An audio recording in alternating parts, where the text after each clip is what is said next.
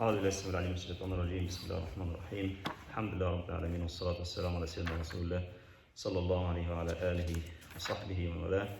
Continuing with our hadith on Taharah, and inshallah today hadith 5 on Taharah. عن أنس بن مالك رضي الله عنه قال جاء عربي فبال في طائفة المسجد فزجره الناس فنهاهم رسول الله صلى الله عليه وسلم فلما قضى بوله أمر النبي صلى الله عليه وسلم بذنوب من ماء فهريق عليه متفق عليه. In this hadith, Anas ibn Malik radiallahu anhu narrates that a Bedouin came and urinated in one of the corners of the masjid, and the people started shouting at him. But the Prophet sallallahu alaihi wasallam stopped them, and when the man finished urinating, the Prophet sallallahu alaihi wasallam ordered for a bucket of water which was spilled over the place where he urinated. So we often hear this hadith in the context of Rahmat al-Nabi sallallahu alayhi wa sallam, how mercy of the Prophet sallallahu alayhi wa sallam, how he stopped people when they were scolding this man who was doing something wrong.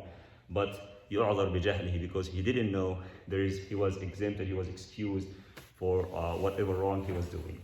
But we are looking at the hadith today from the perspective of fiqh. What are the rulings that we can learn from this? So we talked about the water, we talked about impurities, and this hadith, scholars use it to define what are the najasat, to list the najasat, the impure substances that if we come to contact with, if it happens to come in our clothes, it must be removed and washed and cleansed as well. So this hadith tells us that all the extracts of private parts are considered to be impure, and they must be removed and they must be washed and cleansed. The hadith specifically talks about urine. In another ayat, in another hadith, the Prophet ﷺ in the ayat talks about the feces of the human being. So all these are considered to be also impure and must be removed and cleansed. How about other extracts, such as al-madh wal-wadi, which are two fluids, also that sticky, clear, thin fluid. We know from another hadith also that the Prophet ﷺ, he was asked specifically in regards to Ali ibn Abi Talib. The Prophet ﷺ said that they are also considered to be impure and they must be removed and cleansed and washed before you can pray in the clothes, where if it was on the clothes, or before also if it even comes out from our private parts, it must be also washed and cleansed, and then we have to of course make wudu again. So those are two. How about the semen?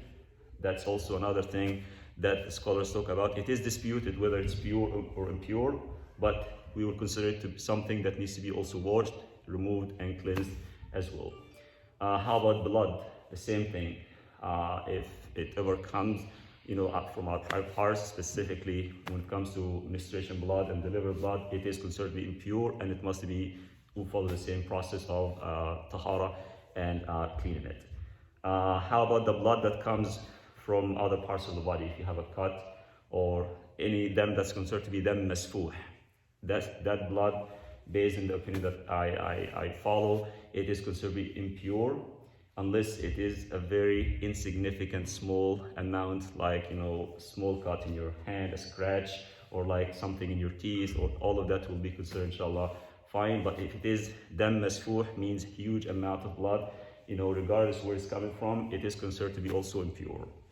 How about the extracts from animals? Scholars differentiate between animals that are eatable and non-eatable animals.